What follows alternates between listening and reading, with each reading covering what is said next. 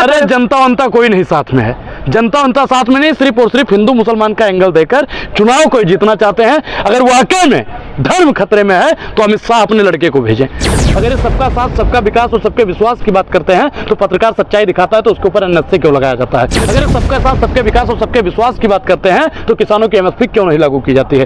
देखिए भाई, मेरा दिमाग थोड़ा दूसरा टाइप का है, फिर मैं उधेड़ने पे आ जाऊंगा ना।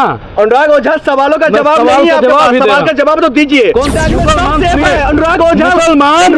मोदी जी के राज में सब सेफ है। मैं फिर तू तलाक पे आ जाऊंगा, तू तलाक पे आ जाऊंगा, सवाल का जवाब दीजिए। मोदी जी के राज में सब सेफ है, मोदी जी के राज में सब सेफ है, मोदी जी के राज में सब सेफ है। मुसलमान दाढ़ी दलाली तो आप कांग्रेस का कर रहे हैं। तू तय करेगा, तू तय करेगा, तू तय करेगा, राहुल गांधी की तू तय करेगा। इतना मारेंगे ना, इतना मारेंगे कि सारी पत्रकारिता तुम्हारे पीछे घुस जाएगी।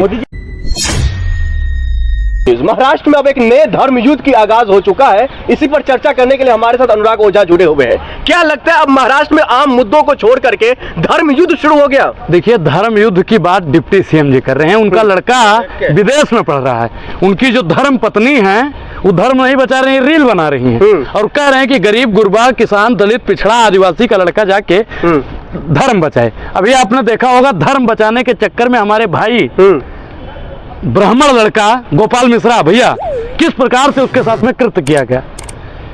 अनुराग ठाकुर का लड़का विदेश में पढ़ेगा, मोदी जी के तो बाल बच्चा नहीं है। आप चाहते हैं धर्म बचाना छोड़ दे देश आम लोग, या फिर धर्म हमारा खतरे में नहीं है, न हिंदू खतरे में है न मुसलमान खतरे में है, धर्म खतरे में नहीं है। सिर्फ और सिर्फ राजनीतिक रोटियां सेकने के लिए वर्तमान सरकार कहती है कि धर्म खतरे में है। धर्म को किससे खतरा हो सकता है? धर्म को आखिर खतरा किससे है? अरे मुसलमान सिर्फ 20% हैं, 80% हिंदुओं की आबादी है ज़्यादा कि नहीं है? और खतरा किससे है? ये 20% लोग हमको मारेगा। यही लोग 20% लोगों से ही हमें खतरा है, इनसे बच करके रहना है। 20% लोगों को तो खतरा होना चाहिए 80% लोगों से, लेकिन वो लोग सुरक्षित महसूस कर रहे हैं और हमको बताया जा रहा है कि हम खतरे में हैं। हिंदू महाराज खतरे में हो ही नहीं सकता। तो फिर ये धर्म बातें क्यों कर रहे हैं? अपनी राजनीतिक रोटियां चमकाने के लिए, अपनी राजनीतिक रोटियां सेकने के लिए। उसे क्या जरूरत है? उसके साथ अरे जनता वंता कोई नहीं साथ में है, जनता वंता साथ में नहीं, सिर्फ और सिर्फ हिंदू मुसलमान का एंगल देकर चुनाव को जीतना चाहते हैं। अगर वाकई में धर्म खतरे में है तो अमित शाह अपने लड़के को भेजें। अगर धर्म खतरे में है तो अनुराग ठाकुर अपने लड़के को भेजें। अगर धर्म खतरे में है तो राजनाथ अपने लड़के को भेजें, स्मृति ईरानी अपनी बिटिया को भेजें, तब धर्म बचेगा, तब अनुराग ओझा आगे जाए। अनुराग ओझा के हाथ में कलम नहीं पकड़ाना चाहती है सरकार, कलम नहीं पकड़ाना चाहती है, लेकिन अनुराग ओझा के हाथ में झंडा पकड़ा के जय श्री राम और मस्जिद के सामने मुजरा करवाना चाहती है। अनुराग ओझा जानता है कि राम को मन में रखते हैं, राम प्रेम से प्रकट होते हैं। किसी मस्जिद के सामने जाकर जय श्री राम का नारा लगाना, किसी के मस्जिद पर चढ़कर पताका फाड़ने से फिर भी सरकार बनाने ही जा रही है महाराष्ट्र में भारतीय जनता पार्टी। देखिए, वो धर्म युद्ध करने की बात करते हैं, सरकार नहीं बनने वाली है। इस बार महाराष्ट्र की जनता किसके साथ में है दुनिया जान चुकी है। इंडिया गठबंधन के साथ में महाराष्ट्र की जनता है, क्योंकि महाराष्ट्र छत्रपति शिवाजी महाराज की भूमि है। छत्रपति शिवाजी महाराज को किस प्रकार से अपमानित किया गया दुनिया जानती है। मूर्ति बनाया गया, मूर्ति में घोटाला किया गया और 6 महीना के अंदर ही वो मूर्ति गिर जाती है। ये छत्रपति शिवाजी महाराज का अपमान है कि नहीं है? और महाराष्ट्र का लोग इस बार छत्रपति शिवाजी महाराज के अपमान का बदला वोट से लेंगे। लेकिन किन मुद्दों पर चुनाव होगा? एक तरफ तो धर्म युद्ध हो रहा है, दूसरी तरफ जो आम लोगों की बातों भारतीय जनता पार्टी कर रही है। देखिए, महाराष्ट्र का चुनाव मोहब्बत और नफरत की लड़ाई पर है। महाराष्ट्र की जनता नफरत का त्याग करके मोहब्बत की ओर जाएगी। इसीलिए तो भारतीय जनता पार्टी कहती है जो हमारी तरफ जनता आ रही है। आपसे मेरा एक सवाल, मेरे तरफ जनता है क्योंकि मैं मोहब्बत फैला रहा हूँ, मैं मोहब्बत फैला रहा हूँ। झूठा, भारतीय जनता पार्टी मोहब्बत फैला रहे हैं। कहाँ आप लोग जो है फंसे हुए हैं? तो भारतीय जनता पार्टी कहाँ ने मोहब्बत फंसा की है? अच्छा, आप आपसे पूछें। हाँ पूछिए। रेड कॉर्पोरेट इधर बिछाया हुआ है, इधर कटीले तार हैं, आप किस पर चलना पसंद करेंगे? किस पर चलना पसंद करेंगे? मेरे सवाल का जवाब दीजिए। अरे जनता, देश की जनता को छोड़ दीजिए, आप बताइए कि कारपोरेट पे चलेंगे या तार पे? अनुराग ओझा, आप बताइए आप किस पर चलेंगे? मैं तो कारपोरेट पे चलूंगा। आप किस पर चलेंगे इसका जवाब दीजिए मुझे। आप किस पर चलेंगे इसका जवाब दीजिए। तो कांटा पर चलेगा कौन आखिर? कांटा पर प्रधानमंत्री नरेंद्र मोदी जी चाहते हैं कि इस देश की जनता हिंदू मुसलमान पर बटकर उसी कटीले तार पर चलाएं। राहुल गांधी जी कहते हैं कि रेड कॉर्पोरेट मोहब्बत की दुकान है। देश की जनता, देश की तमाम आवाम उस रेड कॉर्पोरेट। सबका साथ सबका विकास मोदी जी कहते हैं, राहुल गांधी नहीं। देखिए, सबका साथ और सबका विकास और सबके विश्वास की अगर बात होती है तो इन्हीं के पार्टी के नेता जिंदा गाड़ देने की बात क्यों करते हैं?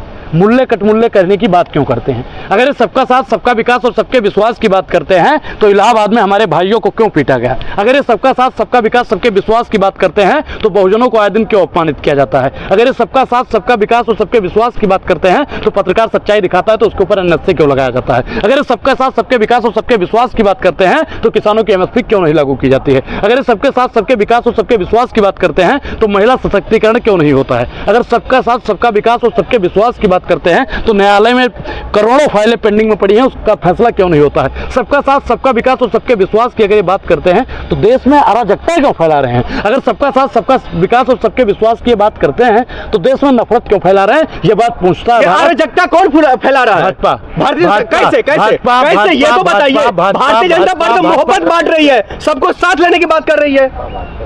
आपके घर में कोई है ब्याह करने लायक? आप बताइए। नहीं है तो भाजपाई वाले मोहब्बत करते हैं तो कर दीजिएगा। देखिए भाई, मेरा दिमाग उमाग थोड़ा दूसरा टाइप का है, फिर मैं उधेड़ने पे आ जाऊंगा ना। अनुराग ओझा, सवालों का जवाब नहीं है, सवाल का जवाब तो दीजिए। कौन सा सवाल? भारतीय जनता पार्टी ने क्या नफरत फैलाई है? क्या नफरत? मिथुन चक्रवर्ती ने क्या किया? क्या किया है? अच्छा, गलत क्या बोला ये बताइए। आप गाड़ देंगे जी? नहीं, गलत क्या बोला बताइए। गुटी गुटी काटेंगे। उपधर्मियों को छोड़ दिया जाएगा देश में? उपधर्मियों को छोड़ दिया जाएगा देश में? कानून है कि नहीं है? को छोड़ दिया। बाबा साहब ने संविधान बनाया कि नहीं बनाया? 1670 कानून हुए उसमें कि नहीं है? बोलिए है तो वो कानून किस दिन काम आएगा? मिथुन चक्रवर्ती कानून को अपने हाथ में लेंगे?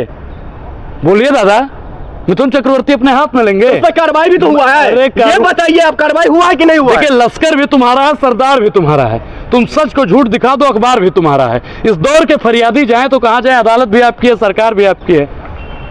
अगर वही चीज आप बोल देते, एक बार आप बोल के दिखाइए कि गुट्टी गुट्टी काट देंगे, फिर देखिए आपके साथ में क्या होता है। अरे जो मोदी का विरोध करेगा उसको कुट्टी कुट्टी कराता जाएगा। ये कब से होने लगा भाई? आप बताइए दादा, आप तो बुजुर्ग पत्रकार हैं, आप बताइए कि नेहरू जी का कॉलर पकड़कर सवाल पूछा गया था। नेहरू जी ने किसी को कहा था गुट्टी गुट्टी कटवा देंगे? इंदिरा जी को इतनी गोलियां लगी, राजीव गांधी जी को बम से उड़ाया गया, कभी कांग्रेस ने कहा गुट्टी गुट्टी काट देंगे? बताइए। कांग्रेस फेल क्यों हो गई फिर? कांग्रेस मोहब्बत की दुकान चलती आती है और मोहब्बत करने वाला किसी न किसी दिन फिर अपने मुकाम पर पहुंचता है। अरे एक है तो सेफ है। बिल्कुल, एक हैं तो सेफ है। माधवी बुच का नाम सुने हो जी? और उनका जैसा के पापा का क्या नाम है? अमित शाह। और देश के प्रधानमंत्री का? मोदी जी। अजीत डोभाल का नाम सुने हो? जी, और जो सबसे बड़ा आदमी है देश का, उसका क्या नाम है? मोदी जी। अडानी। तो ये 5 लोग अगर एक हैं तो ही सेफ हैं। अगर ये 5 लोग बिखरे तो ये अनसेफ। अरे देश की जनता की सेवा करे। कब होगा? देश की किसान सेफ कब होगा? मेरा सवाल है कि किसान सेफ कब होगा? महिला सेफ कब होगी? युवा सेफ कब होगा? दलित कब सेफ होगा? पिछड़ा कब सेफ होगा? अल्पसंख्यक कब सेफ होगा? मोदी राज में सब सेफ है। अनुराग ओझा, मुसलमान, मोदी जी के राज में सब सेफ है। मैं फिर तू तलाक पे आ जाऊंगा, तू तलाक पे आ जाऊंगा, सवाल का जवाब दीजिए। मोदी जी के राज में सब सेफ है। मोदी जी के राज में सब सेफ है। फिर मोदी जी के राज में सब सेफ है। मुसलमान दाढ़ी और टोपी लगाकर कब अपने आप को सुरक्षित महसूस करेगा? सड़कों पे घूम रहे, सुरक्षित महसूस कर रहे हैं। अरे ट्रेन में किस प्रकार से मारा जा रहा है? ईश्वर करे तुम अगले जन्म में मुसलमान के घर पे पैदा हो और फिर भाजपा के शासन में तुम हो, फिर देखता हूँ कि दाढ़ी और टोपी लगाकर किस प्रकार से तुम घूमते हो। मुसलमान खुश है मोदी राज में? मुसलमान खुश नहीं है। आप जैसे लोग राजनीति कर रहे हैं। देखिए, हम लोग तो असुरक्षित हैं क्योंकि सबसे ज्यादा प्रताड़ित ब्राह्मणों को ही किया गया इनकी सरकार में। उत्तर प्रदेश में सबसे ज्यादा ब्राह्मण ही मारे गए, ब्राह्मणों का घर जला दिया जाता है, ब्राह्मणों के हाथ में झंडा पकड़ा दिया जाता है, जाओ जी, और तुम मार दिए जाओ। तो ब्राह्मणों को सिर्फ और सिर्फ लॉलीपॉप पकड़ाने का काम किया। उसके बाद नहीं, हम ना बटे हैं ना कटेंगे। काटेगा कौन महाराज? काटेगा कौन हम लोगों को? वही। अब बताइए कि 85% है बहुजन, ठीक, मतलब, और फिर 15% में लोग आ गए, तो बहुजन किसको काटेगा या 15% वाले किसको काटेंगे? ये काटने और बांटने की जो अंग्रेजों की नीति थी ना कि फूट डालो और देश की तमामों संपत्ति को लूट डालो, फूट डालो, राज करो, तो भाजपाई उन्हीं के वंशज हैं, उन्हीं की वंशावली है। वो भी चाहती है कि इस देश में फूट डालो और राज करो, भाई भाई को लड़वा दो। बताएं, अनुराग ओझा से बात मत कीजिए, पहले अनुराग ओझा की सुनिए। जो अपने भाई भाई नहीं बात करते हैं वो भी आज हमसे कह रहे हैं कि एक रहोगे तो सेफ रहोगे।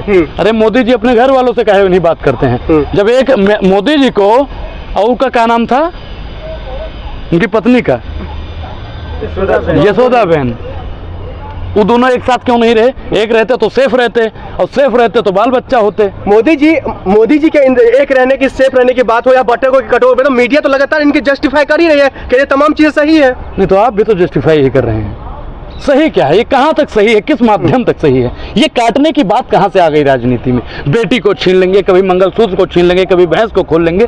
अरे ये 20% मुसलमान है, 20% सिख के मुसलमानों से हमको दिक्कत है। तो वह भी फिर क्यों मतलब बची हुई है टीवी जर्नलिज्म में? मैं एक चीज बताऊं भाई, वो लोग दलाली करते हैं। कुछ लोग आए थे मुजरा बंद करवाने, लेकिन सिक्कों की खनक देखकर खुद मुजरा करने बैठे। अरे दलाली तो आप कांग्रेस का कर रहे हैं। तू तय करेगा, तू तय करेगा, तू तय करेगा, राहुल गांधी की तू तय करेगा। इतना मारेंगे ना, इतना मारेंगे कि सारी पत्रकारिता तुम्हारे पीछे घुस जाएगी। शांत रह के तमीज से बात कीजिएगा। तालीमें नहीं है आपने लिया, ये तालीम आप जाइए लीजिएगा। राहुल गांधी जी जितना पढ़े लिखे हैं इस देश का, 2-3 नेताओं का नाम बताइए, 2-3 नेताओं का नाम बताइए जो राहुल गांधी कितना पढ़े। आपके चाचा जिनकी 24 घंटा तू दलाली करता है, वो कितना पढ़ा लिखा है? वो कितना पढ़ा लिखा है? उस संविधान की किताब को कहता है खाली बुक है। बोला दादा कि नहीं बोला? मोदी बोलता है कि वो खाली बुक है जो राहुल गांधी लेकर चलता है। अगर उस संविधान को पढ़ लेते, वो चुनर धानी भूल जाते, वो पुरवा की रवानी भूल जाते। अगर 4 दिन संविधान को पढ़ लेते तो सारी लमतरानी भूल जाते। संविधान को फट चुप। पत्रकारों को धमकी। अरे पत्रकार को तो लतियाना चाहिए।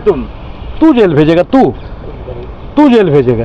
मोदी जी भेजेंगे? मोदी जी क्यों भेजेंगे? अगर लोकतंत्र में आवाज उठाना जेल भेजना है तो अनुराग ओझा बोलता रहेगा। अगर लोकतंत्र से, सत्ता से सवाल पूछना अगर आपके हिसाब से जेल भेजना है तो अनुराग ओझा बोलता रहेगा। दमन में तेरे दम है कितना, देख लिया है देखेंगे। जेल में तेरे जगह है कितना, देख लिया है देखेंगे। जब तक जेल में चना रहेगा, आना जाना लगा रहेगा। बहुत बहुत धन्यवाद। एक सवाल